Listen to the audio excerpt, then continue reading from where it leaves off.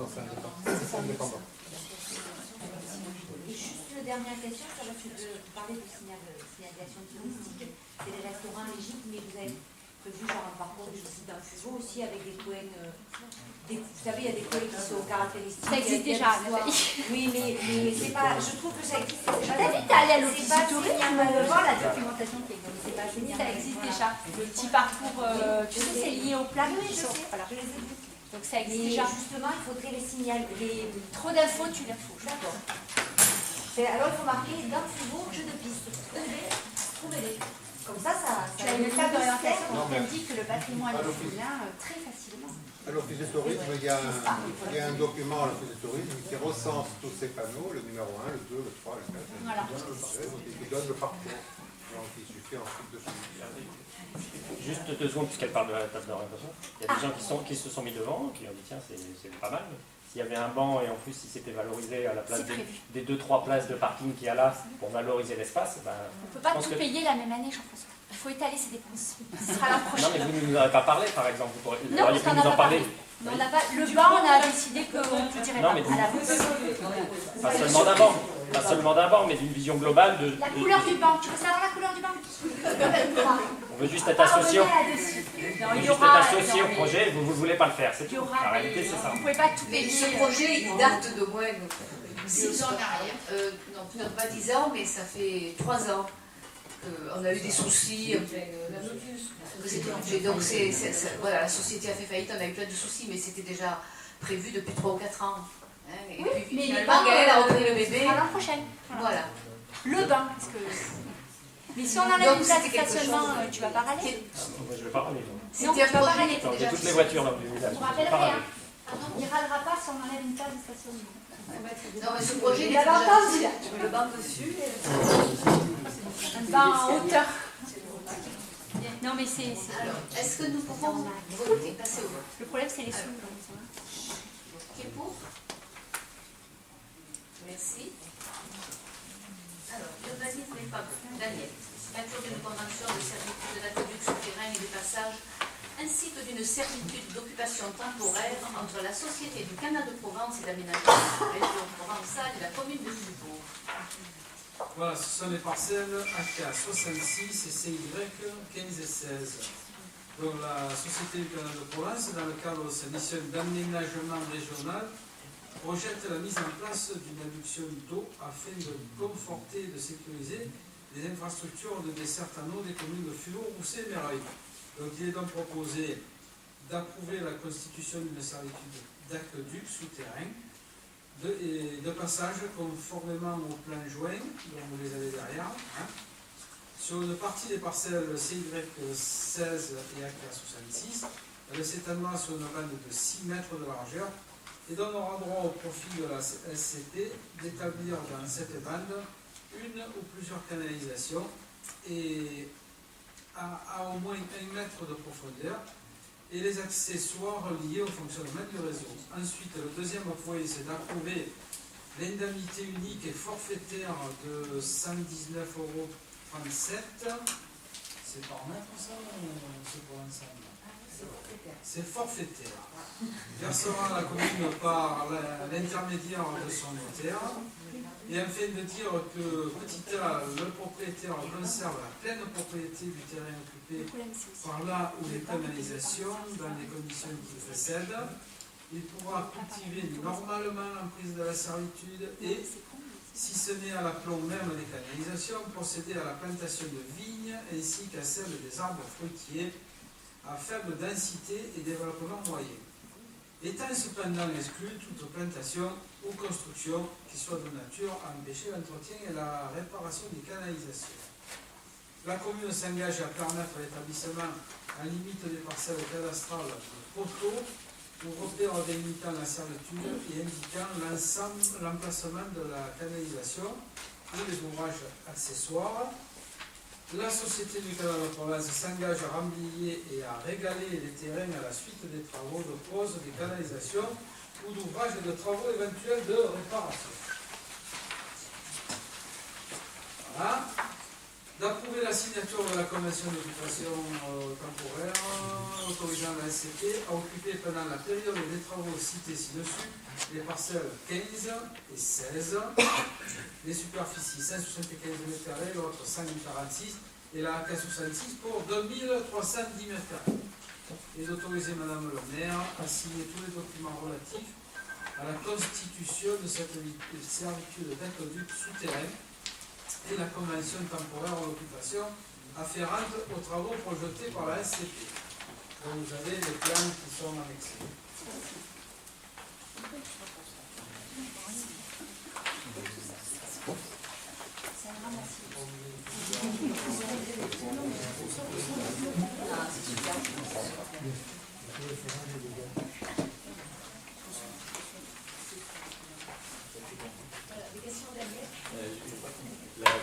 L'objet, c'est, enfin, il rajoute du réseau entre guillemets pour l'approvisionnement, c'est ça?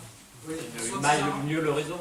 soit ils en rajoutent, soit ils dilatent les tuyaux déjà. La taille de canalisation pour améliorer le débit ou des choses comme ça. Et c'est lié à quel besoin? Il y a un besoin particulier? Pour le simple besoin, c'est que comme tout le monde construit un peu de partout, il y a toujours un besoin d'eau supplémentaire. C'est pas que la commune de Furot qui s'en aperçoit, c'est pour toutes les communes. Mais voilà, donc le canal, lui, doit à un moment donné assurer cette desserte. D'accord. Et mais par contre, les propriétaires en question, c'est qui, entre guillemets, pas le nom, mais... On a le droit de le dire,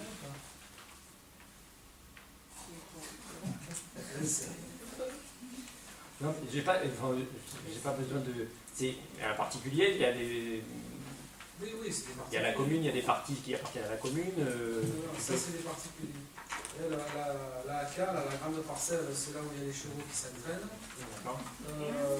L'autre, ça doit appartenir à... Tu connais, c'est...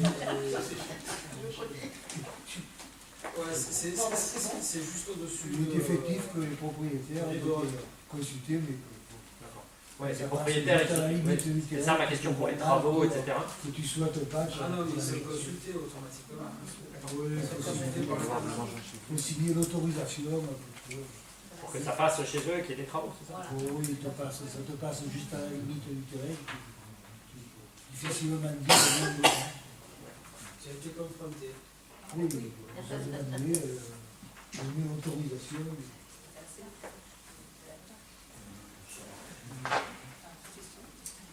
Est-ce qu'il y a d'autres questions? Alors, passons au vote. Qui est pour? Daniel à nouveau, urbanisme des travaux, acquisition des parcelles BS 363, le Futut Fugo Est. Voilà, c'est la continuité des parcelles qu'on a déjà récupérées à travers d'autres conseils municipaux. Donc là, il s'agit de la BS 363. En fait, c'est la parcelle de M. Agostini, là, je dis le nom, pour le situer. C'est-à-dire quand on sort de Furot, vous avez les nouvelles constructions qui ont été édifiées, et puis juste après, vous avez l'accès à sa maison. Donc c'est cette fameuse petite parcelle de combien? De 40 mètres carrés. Voilà. Qui a été estimée à 15 600 €, mais on va la récupérer à 1 € symbolique.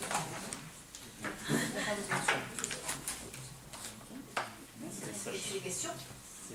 Ça va être lié aux travaux sur le rond-point qui est envisagé. Oui, entre autres, bon, on n'a pas encore finalisé définitivement, on y retravaille dessus, là, je l'ai dit à M. Lévy dans son compte. Donc c'est pour ça que... C'est pas des travaux de 2014? Non. Le rond-point de quelque C'est 2015? Les travaux qui vont avoir lieu, ce sont des travaux d'enfouissement de ligne. Ça, de toutes les façons, il faut les faire. Hein? Maintenant, la voirie, le stationnement, tout ça, ça viendra un peu plus tard. Ou fin de l'année prochaine, ou peut-être dans 2 ans. Donc là, on y travaille un peu, puis après, on associera quelques personnes. Ça sera avec plaisir, monsieur le président. Merci, monsieur. Allez, Nous passons au vote. Qui est pour? Merci. Dernière délibération. Participation communale à la réflexion des chemins privés. Alors ça aussi, c'est une délibération récurrente, hein, ça revient régulièrement. Là, il s'agit de chemins qui se trouvent dans le quartier des Planes, le fameux chemin du Gros Mathieu. Donc, il y a une partie qui est communale, sur une parcelle communale, puis après, ce chemin se prolonge chez des propriétaires privés. Donc là, ce sont les propriétaires privés qui demandent une aide à la mairie au titre de l'aide au chemin privé. Donc là, ce qui a été fourni dans les dossiers, le montant le meilleur, on va dire, hein, le plus bas en finance, le mieux disant, voilà, fait état de 8 918,40 € hors taxe de l'entreprise Argo, aménagement, rénovation et gros œuvres. Voilà. Sinon, c'est un chemin de 2,50 m, pose de bétonnage sur une épaisseur de 10 cm à 14 cm en fonction du dessous, là. Et puis voilà, je crois que c'est tout. Hein. Donc, il est décidé par l'Assemblée délibérante, en application de la délibération ci-dessus, de subventionner la réfection du chemin précité à hauteur de 30% du montant hors taxe, soit 2 676 €, de préciser que la somme 2 676 sera versée à l'entreprise Arco, et de dire que les crédits nécessaires sont prévus au budget de la commune, et d'autoriser Madame le maire à signer tous les documents nécessaires.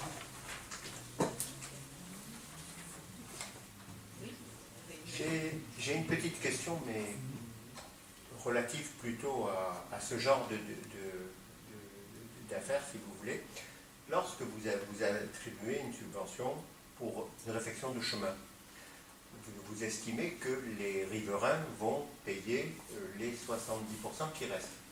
Si jamais les riverains ne paient pas pour une raison ou pour une autre, c'est-à-dire s'il y a une défaillance de la part d'un riverain au moment où les travaux qui ont été commencés, qu'est-ce qui se passe concrètement? Alors, est-ce que je suis clair dans ma question? Pour délivrer la subvention, on demande la facture acquittée des travaux à l'entreprise. Voilà. Donc ça veut dire que vous ne donnez la subvention qu'une fois les travaux effectués et payés. Bien sûr. D'accord.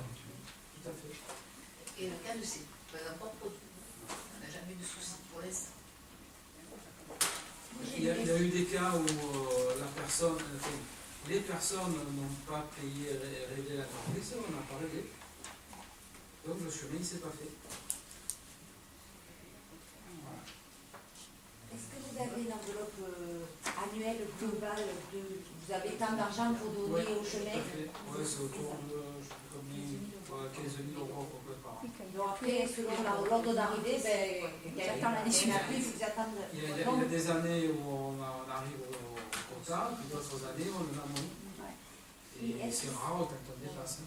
Est-ce qu'il ne serait pas possible, plutôt que de subventionner les chemins privés, parce que comme vous disiez tout à l'heure, les gens ils construisent partout, et à un moment donné, la commune, ils ont choisi de construire en haut de la colline, non, mais est-ce qu'il ne serait pas plutôt je ne sais pas, envisageable d'avoir une espèce de gros pôle chemin où la commune vous fait juste le service et de dire, voilà, cette entreprise, globalement, elle peut faire 10 km de chemin et ça vous coûtera moins cher parce que vous le faites faire à ce moment-là, plutôt que de donner une subvention. C'est envisageable ou pas? Ça peut s'envisager, oui, tout à fait. Maintenant, il faudra assurer à l'entreprise qu'elle est... Bien sûr, non, mais j'imagine bien que ça ne se fait pas comme ça, à claquant des doigts, mais... Ça peut se faire, oui. Moi, donner de l'argent à des gens qui ont choisi de construire à 5 km du village, il y en a beaucoup en plus. Des kilomètres et des kilomètres de chemin privé. Il y a un tiers de la population qui habite en dehors de la zone urbaine. Voilà. Maintenant, c'est aussi. Ces gens payent des impôts quand même.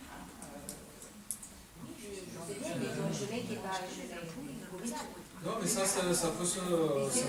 Ça peut permettre de faire un moyen entre les deux, il a été moins cher, mais ça coûte moins cher. Il faut regarder comment on peut marcher les marchés.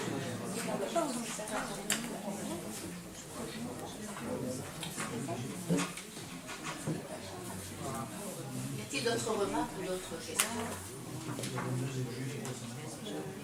Bien, nous passons au vote. Qui est pour? Qui est contre? Qui s'abstient?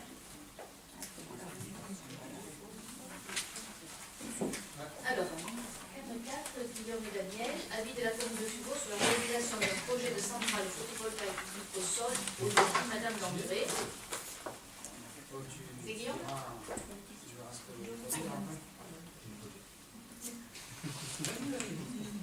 Bien, bien.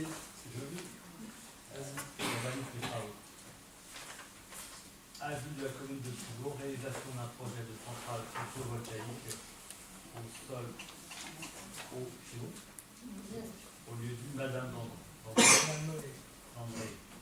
Société 2PRCE Énergie. La société 2PRCE Énergie a déposé 2 permis contraires pour la réalisation d'une centrale photovoltaïque.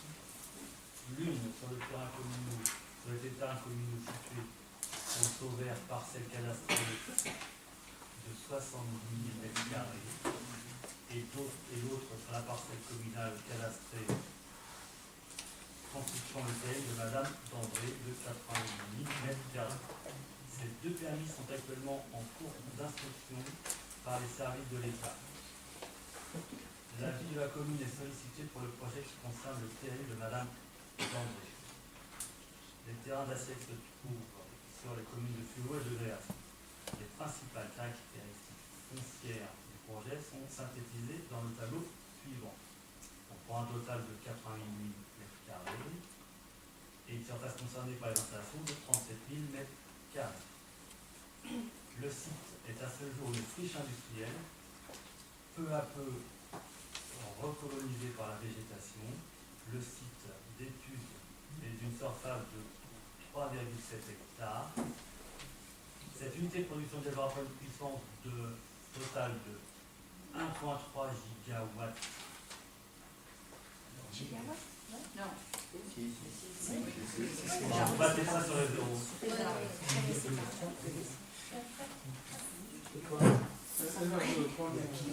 Méga, giga, Méga. Sinon c'est une centrale nucléaire. spécialisé présent, d'accord. Donc 1,3 mégawatts. Prêt. Qui s'établira sur la surface suivante, surface clôturée de 3,7 hectares, surface des panneaux et locaux techniques de 0,8 hectares. Le projet comprendra 4340 modules photovoltaïques fixés sur les structures métalliques permettant le suivi de la courbe du soleil, appelée trackers, et ancrés dans le sol par des trous. D'un point de vue réglementaire, ce projet est soumis à différentes autorisations, une demande de permis de construire instruite par le service de l'État, une étude d'impact environnemental, une étude hydrologique pour la détermination des impacts du projet.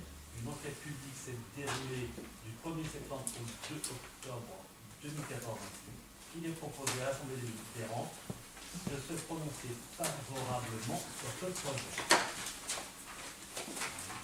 Il y a-t-il des questions ?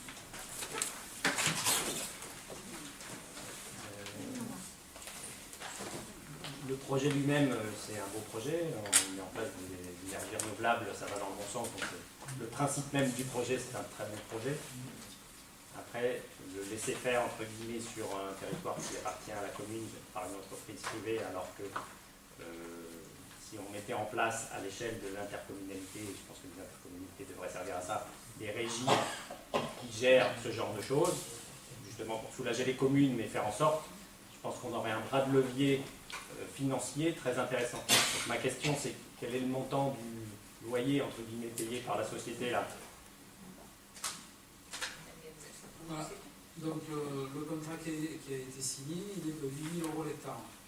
Et ensuite, on a une participation lorsque la production a dépassé les prévisions. Voilà. Donc c'est minimum 8 000 € l'hectare. Donc là, en l'occurrence, il y a 3 hectares 7, quoi. Donc ça fait autour de 30 000 €. Plus, si l'année a été vraiment fournie en soleil, on aura un petit peu plus. Voilà. Donc nous, c'est une façon de valoriser, on va dire, les terrains qui sont en friche. Je pense que vous pouvez valoriser le terrain qui est en friche en faisant ce projet-là. S'il est fait par une régie, je pense que le montant c'est à peu près de 200 000 euros que récupère la régie par an. D'accord ? Donc vous allez nous dire en 2015 que vous avez des problèmes budgétaires et que c'est compliqué, mais s'il y avait en place une régie, ce genre de choses, c'est la régie qui va récupérer le financement de ce genre de choses. Je peux vous poser des questions, vous le tenez d'où ce chiffre-là? On pourra faire une réunion là-dessus si vous voulez. Non, mais 200 000 euros l'écart? Non, pas à l'hectare, non. Ah, Au global. merci, d'accord. Non, au global. Sur le terrain de combien? Oui, ça dépend. Parce que si c'est 10 hectares, c'est pour 100 000 euros. Mais bon, il faut faire attention à ce qu'on dit là. Je vous dis que le bras de levier, c'est à peu près 6 fois le montant du loyer. Donc là, vous récupérez 30 000 euros entre guillemets au global. Si vous le gérez vous, etc., y compris avec les salaires, etc., hein, c'est pas une fois les charges déduites, etc., ce genre de projet, s'il y a des sociétés qui le mettent en place, on sait pourquoi. Et qui fait l'entretien? Ben, c'est la régie, effectivement. Non, mais sachez que si une société privée y va, c'est qu'elle probablement elle y fera des bénéfices. Je pense que c'est pas une société, c'est pas une association qui va à but non lucratif. Mais la régie, elle n'est pas là pour coûter à la collectivité non plus. Le bilan de ce genre de régie, il est très très positif. C'est-à-dire qu'il rapporte bien plus que le montant du loyer. Là, aujourd'hui, finalement, le projet en lui-même, c'est un très bon projet. C'est la manière dont on le met en place, ce projet-là. Si l'intercommunalité... Alors, je dis qu'à la maille de Fuveau, ça peut être compliqué de mettre en place une régie à la maille de Fuveau pour gérer ce genre de choses. Ça, je peux comprendre que la commune dise « moi, je me sens dépassé ». Quoique, c'est des choses, à mon avis, intéressantes à faire. Mais à la maille de la CPA, par contre, dans un territoire de 350 000 habitants avec 1000 employés, etc., là, il y a tout à fait la dimension, et demain, la métropole, je n'en parle même pas, il y a tout à fait la dimension pour mettre en place ce genre de régie et qui permettent de produire de l'électricité, de rendre autonome la commune en électricité, ce qui baisse, ce qui permet souvent, le deuxième bras de levier, c'est que vous pouvez produire votre propre électricité et faire en sorte que vous payez moins cher EDF toute l'électricité qui est faite sur la commune.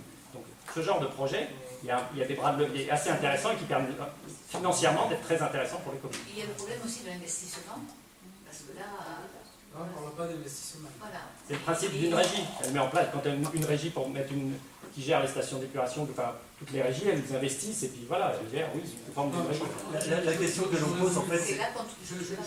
Est-ce que vous y avez réfléchi au moins à la possibilité de le faire sous forme de régie? Ou est-ce que c'est un dogme? Quand il est venu se poser la question à Fuveau de est-ce qu'on installait par le biais d'un prestataire ou est-ce qu'on installait par le biais des prestataires, on va dire, parapublics, quoi, comme EDF ou GRDF, bien sûr que la question s'est posée. Bien sûr qu'on a rencontré un tas de personnes, dont l'ex-maire de Landes, qui était vraiment au point là-dedans. Il voulait monter tout un tas de trucs, mais il n'a rien monté du tout. Et au niveau de la CPA, il n'a rien monté du tout. Quand on prend celui de Puloubier, ben, ça a été le même cas. Donc il y a un moment donné où on se dit, ben, on attend, ou alors on peut faire, peut-être que dans l'avenir, le travail ça va être justement, une fois qu'on en aura mis un peu de partout, de rassembler ça sous une régie. Ça, je suis tout à fait d'accord. Vous signez un contrat de combien? Combien d'années? Bon, on a un contrat qui est quand même très très très alléchant. Parce qu'habituellement, c'est 6 000 euros l'hectare. Là, on est à 8. Sur combien d'années? 25 ans. Donc la régie, il rentrera dans une régie dans 25 ans. Je sais pas.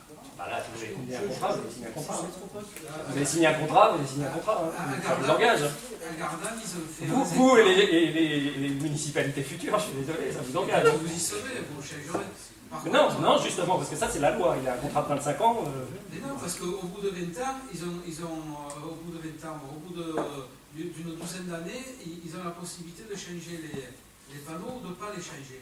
Et à un moment donné, ils peuvent vous dire, ben, écoutez, on arrête. C'est pas rentable, on arrête. Parce que là, la régie, elle peut entrer en compte, mais à condition qu'en face, il y ait un certain nombre d'hectares qui puisse faire que le service de la régie puisse être rémunéré là-dessus et ensuite on puisse avancer. C'est ce que je vous disais, de dire à l'échelle d'une seule commune, ça me paraît compliqué. À l'échelle de la CPA, ça me paraît franchement pas compliqué. Oui, il n'y a pas les 30 communes. Excusez-moi, c'est pas très rassurant ce que vous dites quand même, parce que si vous nous dites que dans une dizaine d'années, il peut prendre la décision d'arrêter, ça veut dire qu'on pourrait se retrouver avec... Pas dit ça, monsieur Neville. J'ai dit que dans une 10-12 ans, ils vont pouvoir changer les panneaux photovoltaïques. Maintenant, ils peuvent nous dire aussi à cette occasion-là, nous on préfère arrêter parce que ça nous coûte trop cher. Oui, c'est bien ça. Non, c'est pas ce que vous dites. Le contrat, il est sur 25 ans. Mais au bout de 12 ans, quand les gars vont dire, éventuellement, on l'échange et on continue jusqu'à 25 ans, parce qu'en gros, c'est la durée de vie, c'est une douzaine d'années, le panneau. Hein, d'accord? Donc, une fois qu'ils vont arriver à 12 ans, soit ils réinvestissent encore un coup, soit ils disent, non, ça nous coûte trop cher, on se tire. Je n'ai pas dit qu'ils vont arrêter. Mais dans ce cas-là, il se passe quoi? Il y a des clauses de remise en état. Et après on discute quoi. On discute. Moi si la personne, les gens qui viendraient reprendre derrière servent minimum le même loyer que ce que nous donne l'OPRC2, je veux dire, c'est royal. Non, c'est pas royal. Non, c'est royal. Non, parce que, on sait que sur ce type de panneau, la rentabilité elle est plutôt décroissante. Donc les premières années, il va engranger effectivement un maximum de retombées financières. Et au bout de 12 ans, s'il estime que c'est plus rentable, il se dégagera. Et on devra retrouver effectivement une autre entreprise pour prendre le relais, avec des moyens de négociation qui ne seront pas du tout les mêmes parce qu'elle devra reprendre une structure déjà existante. Donc c'est pas du tout la même chose, c'est pas du tout la même situation que si on partait d'entrée sur une solution technique ou juridique différente. Juste la question que l'on pose, c'est jusqu'où est-ce qu'on a poussé les études juridiques pour au final prendre la décision de passer avec cette société ou une autre, ou sur un autre format du type régie. On a fait un appel au niveau des loyers, d'accord? Les loyers qui ont été servis à la commune de Fribourg. Cette société-là était bien au-dessus des autres loyers qui étaient proposés par d'autres sociétés. Voilà. Je vous dirais en plus qu'on a démarré beaucoup plus haut, on était à plus de 12 000 l'hectare. D'accord? Et quand on en avait parlé à monsieur Duki, il nous a dit, mais comment vous faites?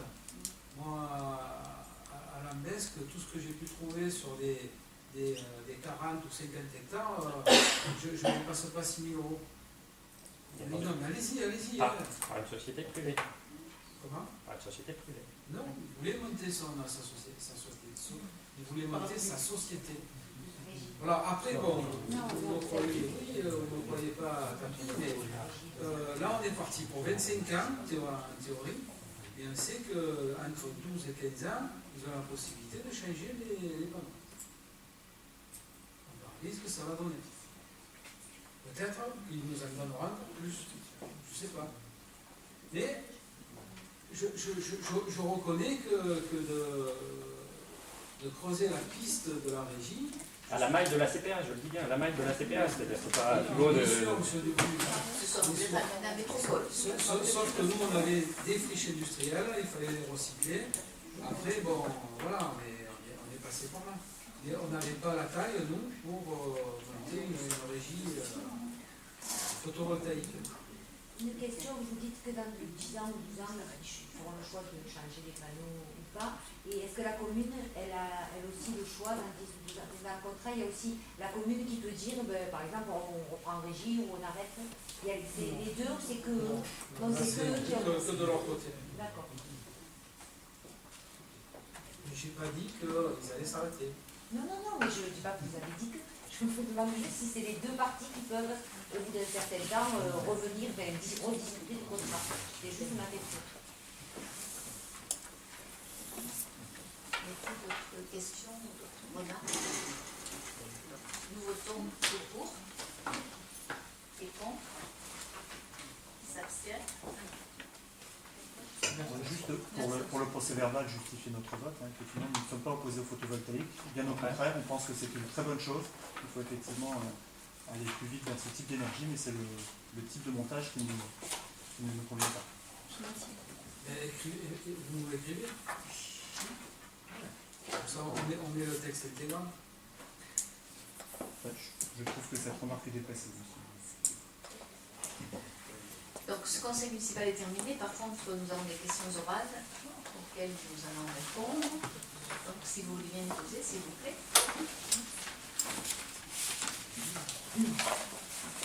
La crise économique et les politiques d'austérité qui l'accompagnent précarisent un nombre toujours plus grand de familles, laissant présager l'explosion des demandes auprès du comité communal d'action sociale.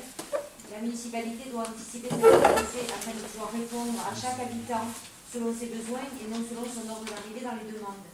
De plus, elle doit multiplier les actions visant à faire connaître le CCAS afin de proposer des mesures aux familles qui, avant que leur situation ne soit trop dramatique, tarif social de l'EDF, diagnostic pour l'économie d'énergie, etc. Une analyse des besoins sociaux a-t-elle été réalisée? Si oui, où pouvons-nous nous la procurer? Sinon, quand est-elle prévue et envisagez-vous de construire un projet d'établissement pluriannuel? Donc, le CCAS ne constate pas pour le moment, je dis bien pour le moment, une explosion de demandes comme votre question le laisse supposer. En effet, avec la mise en place d'une politique tarifaire en fonction des revenus dès 2011 pour le centre aéré et les garderies et au 1er janvier 2012 pour la cantine scolaire, de par la volonté et le choix du conseil municipal, les demandes d'aide auprès du CCAS ont diminué dans ce domaine de façon importante, alors que c'était là qu'il y avait le plus de demandes. En outre, nous vous confirmons que l'ensemble des dossiers de secours présentés au titre des aides facultatives délivrées par le CCAS est toujours examiné avec la plus grande attention et dans des délais très courts. Pour les aides exceptionnelles, comme pour les subventions, il n'y a jamais eu d'instruction de dossier en fonction de l'ordre d'arrivée de la demande, comme vous le supposez. Seule l'urgence sociale du dossier est examinée et les membres du CCAS se réunissent autant que de besoin pour les étudier. Concernant le point de votre question sur le tarif social EDF et le diagnostic pour l'économie d'énergie, nous avons déjà mis en place des mesures afin de détecter ce que l'on appelle la précarité énergétique des foyers. Nous travaillons en partenariat avec EDF Solidarité sur les familles en difficulté de paiement pour les factures d'énergie et nous leur proposons un diagnostic et une approche personnalisée. Elles sont aussi invitées à se rapprocher de notre service social, ce qu'elles font en général. Vous n'êtes pas sans savoir que notre équipe a fait le choix de mettre en place un agenda 21 qui traite de la précarité énergétique par le biais de la fiche action numéro 10. Enfin, en collaboration avec la CPA et l'association Écopole Énergie, nous mettons en place des visites socio-énergétiques à domicile et proposons en amont un questionnaire aux familles concernées. La commune ne dispose pas à ce jour d'analyse de besoins sociaux. Elle envisage de le réaliser sur l'exercice 2015 à la suite du recensement qui va être fait dès le mois de janvier, qui nous donnera une base de travail. La municipalité n'a pas attendu la période de crise économique actuelle et les politiques d'austérité pour réfléchir et mettre en place des mesures pouvant répondre aux besoins des Fuvelains en difficulté. Voilà, deuxième question. Un décret issu du Grenelle de l'environnement prévoyait l'obligation de mise en place d'une mesure de qualité de l'air dans les écoles et les crèches à compter de 2015. Cette obligation vient d'être repoussée par le ministère de l'écologie. Cependant, compte tenu du fait que notre ville est située dans une région particulièrement exposée aux pollutions atmosphériques, puisque l'agglomération Aix-Marseille est la deuxième agglomération la plus polluée d'Europe, envisagez-vous de mettre en place cette mesure pour évaluer le risque que nous faisons courir quotidiennement nos enfants? Alors la commune, conformément à ce que prévoyait la loi, avait missionné depuis longtemps d'ailleurs un bureau d'études afin de réaliser l'étude relative à la mesure et à la surveillance de la qualité de l'air intérieur de ces crèches et de ces écoles maternelles, puisqu'il s'agit de s'occuper des enfants de moins de 6 ans dans la loi. Il s'agissait, puisque la loi a été repoussée. Malgré la décision du 24 septembre de Madame le ministre de l'écologie de repousser cette obligation au 1er janvier 2018, voire de la remplacer par l'engagement des collectivités gestionnaires d'ERP à de bonnes pratiques, nous sommes toujours dans l'attente des décrets, la commune a décidé de maintenir ces mesures comme initialement prévues dès 2015. Les mesures seront donc réalisées en 2015.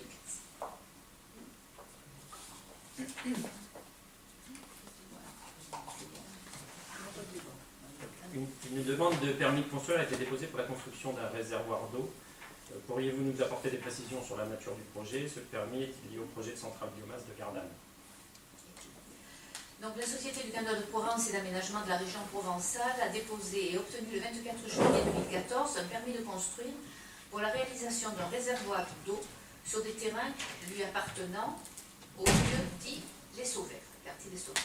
Il s'agit effectivement de la création d'un réservoir de stockage d'eau qui s'inscrit dans le cadre de la conversion d'une tranche d'exploitation de la centrale thermique du Jardin de charbon à la biomasse. La SCP, Société du Canal de Provence, a été sollicitée pour la brumisation et la défense incendie du site de stockage du bois. Ce réservoir a une capacité de 5800 m3. Il sera en béton coffré de couleur naturelle, à l'air libre et sans couverture. Le canal de Provence a par ailleurs proposé aux riverains intéressés une desserte en eau brute de leur exploitation, et en particulier pour les terrains situés en zone agricole. Le conseil est maintenant terminé. Je vous souhaite à tous une bonne soirée. Merci à tous.